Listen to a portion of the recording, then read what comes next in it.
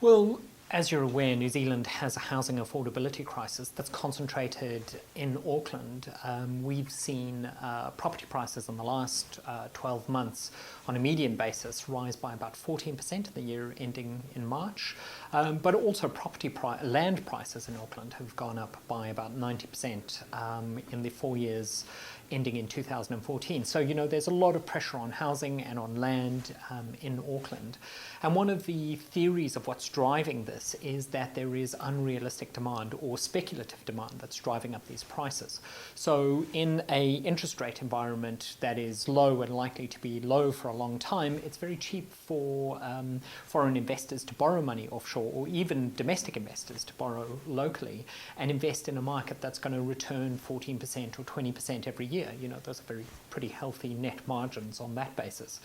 And in the bidding for these houses, this excess demand pushes up the price of housing and excludes New Zealanders from getting that first rung on the property ladder, or any rung on the property ladder. And that's being felt down to a rental level because, as housing prices go up, so it'll drag rents too, to some degree.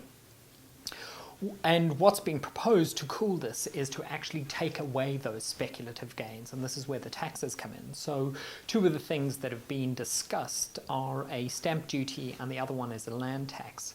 Now, a stamp duty is just a one-off tax on the sale of a property, whereas a land tax is something that is levied every single year depending on the property value fluctuations. Now, the problem we have with that is in New Zealand we don't have a demand problem, we have a supply problem. And certainly there is room for speculation, and the New Zealand market has speculators active in it. But when it comes down to it, and on a fundamental basis, we have a supply problem. New Zealand's population is growing naturally, and we're also growing from immigration. So to put that into perspective, in the last 12 months, New Zealand grew by 70,000 people on a net basis just from immigration alone.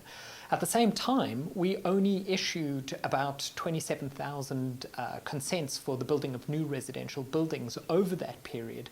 So you can see there's this huge overlap. We're only catering for, just over a third of that population growth.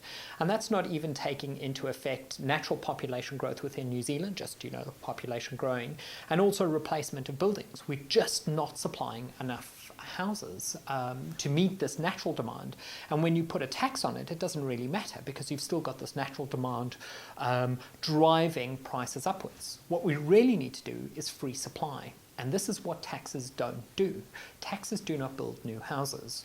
We at the New Zealand Initiative have long known this, and we've written numerous reports on this, and we've advocated on this, and we're getting to the point where it's now accepted that supply is a major problem. But what we need to do is not focus on the demand factors, we need to focus on the supply factors. Now, that's an easy one, saying let's pull the supply lever and just supply more houses in the property market, and clearly it's more difficult than that. This is a problem that was decades in the making. It's various pieces of legislation. It's not an easy problem to fix. It's difficult, it's pernicious, it's complicated, but this is what we're working on, and we're working on it steadily. A tax doesn't do anything for that. We think that we don't understand some of the resistance to supply. If you look at if you look at New Zealand on a country basis, we're the size of the UK, kilometre for kilometre. They've got something like 60 million people plus living there. We only have 4.5 million. It's just ridiculous, I think, that we live in a country where we don't want to open up more land for supply. And if we did so, we could make a fundamental contribution to tackling the problem of housing affordability. And this is something that the New Zealand Initiative is really working on to tackle for the benefit of all New Zealanders.